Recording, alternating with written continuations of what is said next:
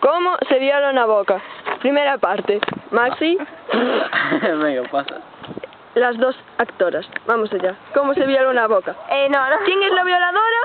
Marta. ¿Quién es la violante o la que se viola? Lala. El otro escojonándose, vamos a contemplar. No. Vamos a ver. Por favor, hágase en cámara. Espera, déjame quitar los pelos. ¿Será qué?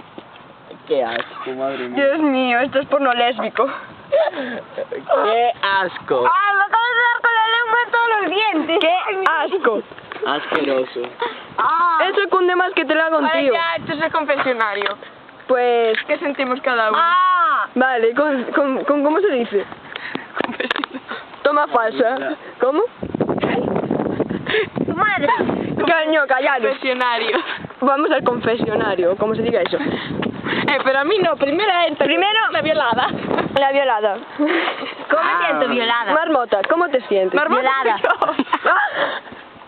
Toma falsa. 2. La cuarta ya. Bueno, pues cuarta, Maxi. Lala, ¿cómo te sientes? Violada. ¿Cómo se expresa eso?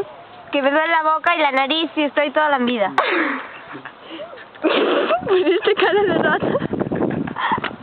Toma falsa 7. 67 ya. Espera. ¿Cómo me Lala, dices a mí? ¿cómo te sientes?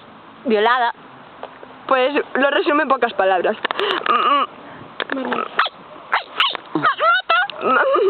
Marmota, ¿cómo te sientes? Genial, de puta madre, no te jode. Bueno, me duele los oídos porque grita mucho, pero... ¿Qué sentiste en el momento en el que le incrustaste la lengua en la boca sin que ella te dejara? Una sensación. Placer. Es mi mejor amiga. Qué Bueno, asco. otra vez vuelven ahí al porno, el chocho de Lala. El chocho, Dios mío, el coño. Decir algo. Di tú algo. Algo. Algo. Corte. Coño. ¿Sigue grabando? Sí.